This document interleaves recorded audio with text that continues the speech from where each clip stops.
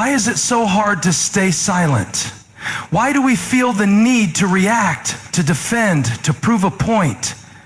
You see, we live in a world that glorifies loud opinions and instant reactions. But what if I told you that strength isn't found in how quickly you respond, but in your ability to remain silent when it matters most? God, in His wisdom, calls us to something counterintuitive, not to fight every battle with words, not to justify ourselves, but to trust Him enough to hold our tongue. Because silence, when guided by faith, isn't weakness, it's power under control. Today, let's explore why God wants us to keep our mouths shut and how this one discipline can transform our relationships, our peace, and even our destiny. In a world where speaking up is often seen as a sign of strength, silence is frequently mistaken for weakness. We are conditioned to believe that those who have the last word, the loudest voice, or the quickest response are the ones in control. But true wisdom is not found in how much we say, it is found in knowing when to remain silent. Silence is not passive, it is a deliberate choice, a powerful act of self-discipline. It is the ability to hold back words that do not serve a purpose, to refrain from engaging in unnecessary conflict, and to trust that not everything requires our immediate reaction. Throughout history, some of the wisest and strongest individuals have been those who understood the value of silence. They knew that restraint speaks louder than reckless words. They understood that not every argument needs a rebuttal, and not every criticism needs a defense. Silence allows space for perspective, for understanding, for divine wisdom to take root. When we are silent, we are not surrendering. We are positioning ourselves for clarity. We are showing that we are not controlled by our emotions or the expectations of others. God often calls His people to silence, not as a punishment, but as protection. He knows that words spoken in haste can destroy relationships, tarnish reputations, and create unnecessary burdens. Silence gives us the chance to pause, reflect, and seek guidance before we act. It keeps us from being ensnared by the need to always be right or to prove a point. When we practice silence, we operate from a place of strength because wisdom is not in the volume of our words, but in the discipline to use them wisely. Reacting is easy. It takes no effort to respond to criticism, to defend yourself when attacked, or to argue when provoked. But restraint, that takes strength. The ability to hold back, to listen instead of reacting, is a sign of wisdom and maturity. Many times we speak not because we need to, but because we feel an urge to prove something. We want to be heard, to justify ourselves, to make sure others know we are right. Yet, the strongest people are not those who speak the most, but those who know when to remain silent. When emotions rise, words can become weapons. A single sentence spoken in anger can ruin relationships, break trust, and cause wounds that take years to heal. But when we control our tongue, we prevent unnecessary damage. Silence does not mean agreement or weakness. It means choosing a higher path. It means having the wisdom to understand that not every situation requires your voice. Sometimes the best response is no response at all.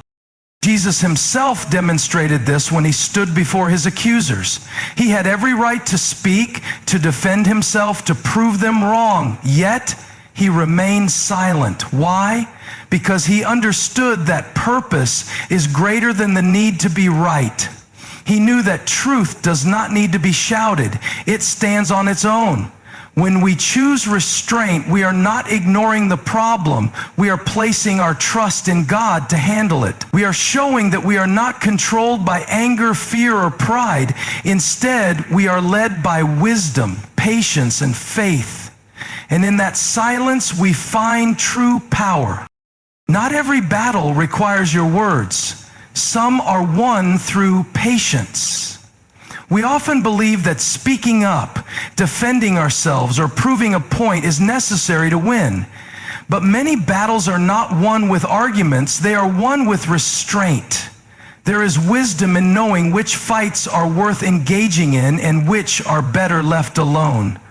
The urge to respond, to correct, or to justify ourselves is natural, but it is not always beneficial. Some conflicts only grow when fed with words, while silence starves them of their power. There are moments in life when silence is the greatest strategy. When we hold our tongue, we allow time to reveal the truth. People may misunderstand you, misjudge you, or even accuse you falsely, but your silence gives room for clarity. It allows space for wisdom to emerge, for emotions to settle, and for God to work in ways we cannot see. When we speak out of frustration or pride, we often make things worse. But when we choose patience over reaction, we position ourselves for a greater victory. The Bible teaches that God fights for those who trust Him. If we constantly try to defend ourselves, we may be interfering with His plan. By stepping back and choosing silence, we acknowledge that not every battle is ours to fight. Some are meant for God alone. Silence is not avoidance, it is a statement of faith. It says, I trust that truth will prevail without my interference. It says, I am not controlled by the need to respond. It says, I choose peace over pride. When we embrace this wisdom, we realize that sometimes the most powerful thing we can do is say nothing at all. God fights for those who trust Him enough to stay silent. When we feel attacked, criticized, or misunderstood, our instinct is to defend ourselves. We want to explain, justify, and make others see our side. But God calls us to a different response, one of trust, not reaction. He asks us to remain silent, not because He wants us to suffer, but because He wants to fight on our behalf. Silence in the face of opposition is not about weakness. It's about surrendering control to the one who sees the bigger picture. When we speak in defense of ourselves, we often rely on our own strength. But when we choose silence, we are saying, God, I trust you more than my own words. He sees every injustice, every false accusation, and every unfair situation, and He promises to be our defender. The more we try to fight for ourselves, the less we allow Him to fight for us. Throughout Scripture, God repeatedly tells His people to be still and let Him work. In Exodus, when the Israelites were trapped between the Red Sea and Pharaoh's army, Moses told them, the Lord will fight for you. You need only to be still. That same truth applies to us today. When we try to prove ourselves, we get in the way of God's justice. But when we step back and stay silent, we make room for Him to move. This doesn't mean we never speak, but it means we choose our words with wisdom. It means we don't engage in every argument, we don't react out of fear, and we don't let pride dictate our responses. Silence is not about losing, it's about trusting that God's voice is louder than any opposition we face. Your words can either build or destroy. Choose wisely. Every time we speak, we have the power to create or to tear down. Words are not just sounds. They shape reality, influence emotions, and determine outcomes. A single careless sentence can shatter trust, while a well-chosen word can bring healing and hope. That is why God calls us to guard our tongues, to speak with intention, not impulse. In moments of frustration or anger, it is easy to say things we later regret. Harsh words can wound deeply, and once spoken, they cannot be taken back. The Bible reminds us that the tongue has the power of life and death, Proverbs 18:21. This means that our words are not neutral. They carry weight. They can bring encouragement or discouragement, peace or conflict, wisdom or foolishness. Silence, when chosen wisely, is often the best way to prevent destruction. Many arguments and misunderstandings could be avoided if we simply paused before speaking. Instead of reacting with emotion, we can take a step back and ask, will my words build or break? God does not call us to be silent out of fear, but out of wisdom. He knows that an uncontrolled tongue can lead to regret, while a disciplined one can bring life. Jesus himself was intentional with his words. He spoke when necessary and remained silent when wisdom required it. He knew that not every attack needed a response. Not every critic deserved an answer. By following his example, we learn that sometimes the most powerful thing we can do is hold our tongue. When we choose our words carefully or choose silence when needed, we align ourselves with God's wisdom and allow him to work through us. The more you defend yourself, the less you allow God to defend you. We live in a world where people feel the need to explain, justify, and prove themselves. When we are misunderstood or falsely accused, our first instinct is to fight back, to make sure others see the truth from our perspective. But in doing so, we often take matters into our own hands instead of allowing God to handle them. God never asks us to fight every battle with words. In fact, he often calls us to step aside and trust him. When we constantly defend ourselves, we are saying, I don't trust God to handle this. But when we remain silent, we are making a powerful declaration of faith. We are saying, God sees the whole picture. He knows the truth. I don't need to prove anything. He will do it for me. Throughout Scripture, we see examples of God defending those who remain silent.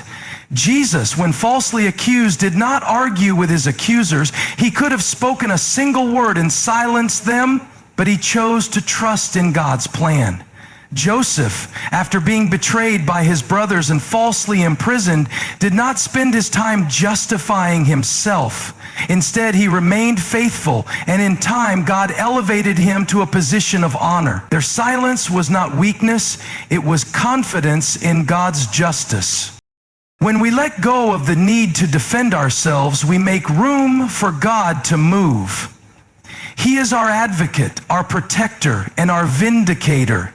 The more we try to control the narrative, the more we interfere with his plan.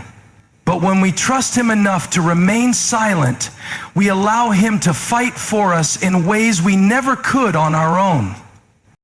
Silence creates space for clarity, reflection, and divine direction. When we are constantly speaking, reacting, and defending ourselves, we leave little room to hear what God is trying to say. Noise, whether external or internal, can cloud our judgment, making it harder to see the bigger picture. But when we embrace silence, we give ourselves the opportunity to pause, reflect, and gain clarity before taking action. In moments of uncertainty, our first instinct is often to seek answers from others, to voice our frustrations, or to fill the silence with our own reasoning. Yet some of the greatest revelations come when we choose to be still. God often speaks in a whisper, not a roar. And if we are too busy talking, we may miss what he is trying to reveal. Silence allows us to shift our focus from our emotions to his wisdom, from our frustrations to his peace. Reflection is another powerful benefit of silence. When we resist the urge to react immediately, we give ourselves time to process the situation with a clear mind.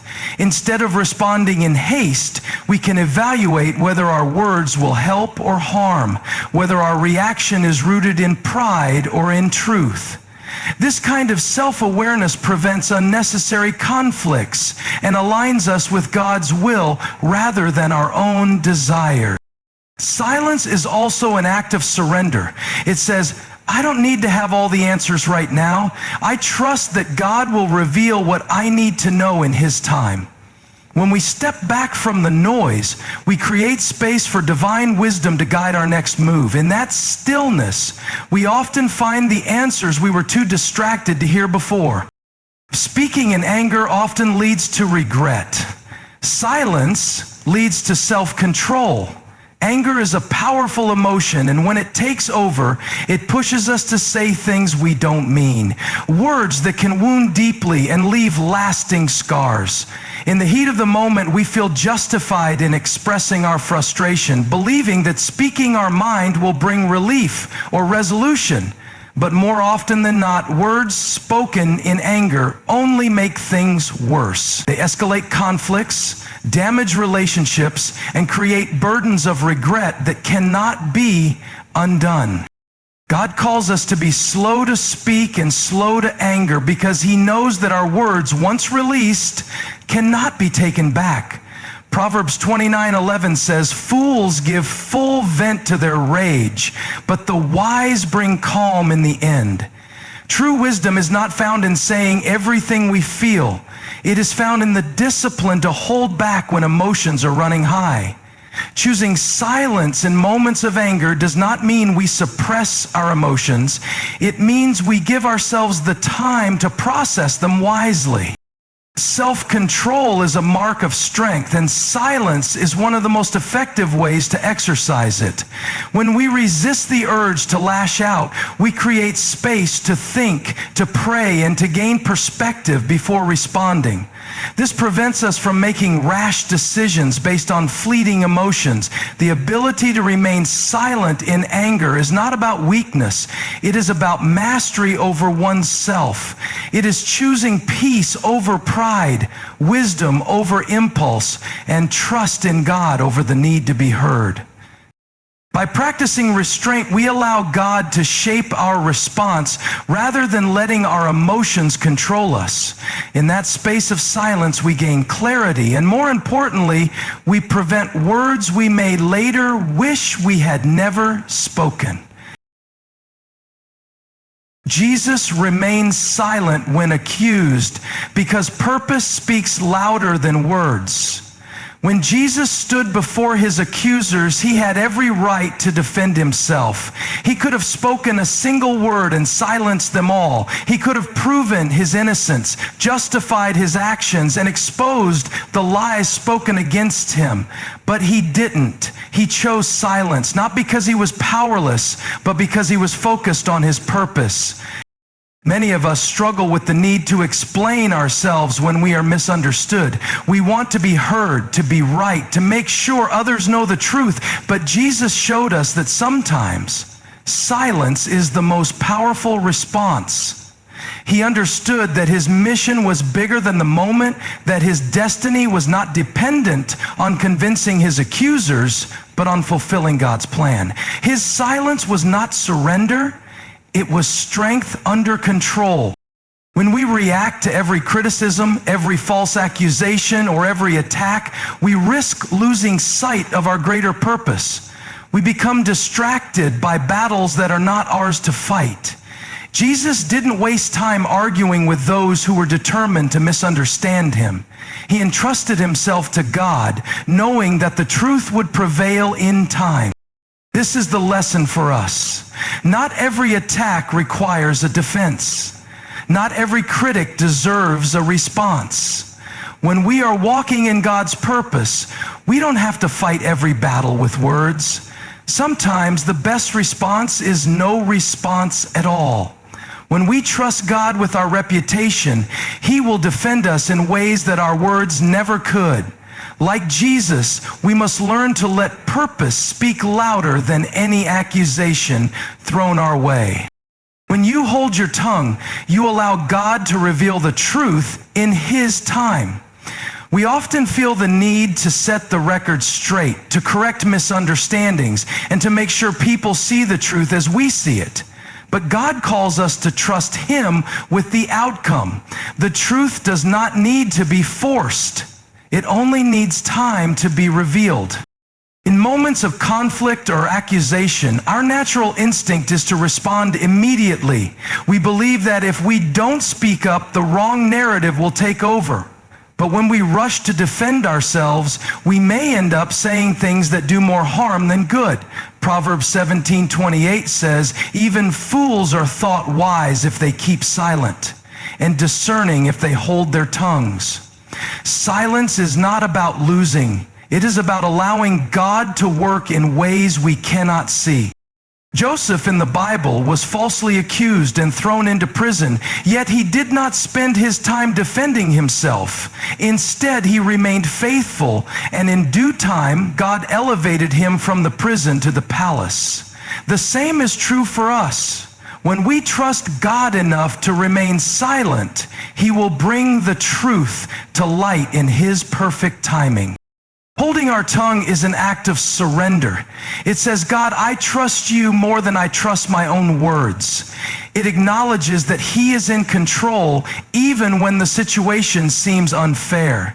When we step back, we allow Him to move on our behalf. And when He reveals the truth, it will be undeniable, far more powerful than anything we could have said in the moment. When we look at the power of silence, we realize it is not about weakness, but about wisdom. It is about knowing when to speak and when to trust God to speak for us. The world teaches us that strength is in how loudly we defend ourselves, how quickly we react, and how much we prove to others. But God teaches us a different way, a way of restraint, patience, and faith. Silence is not about letting others walk over us. It is about stepping aside so that God can take control. When we hold our tongue, we prevent unnecessary damage, avoid battles that don't serve our purpose, and allow time for truth to be revealed. We see this in Jesus, who remained silent when accused, not because He had no response, but because He trusted the greater plan. His silence was not surrender, it was confidence in the will of God. There is strength in not reacting. There is wisdom in choosing peace over pride. And there is power in letting God fight for you. The more we learn to control our words, the more we allow God to work on our behalf. Because at the end of the day, truth does not need to be forced. It only needs time to be revealed. And when we choose to keep our mouths shut at the right moments, we open the door for God to move in ways far greater than we ever could on our own.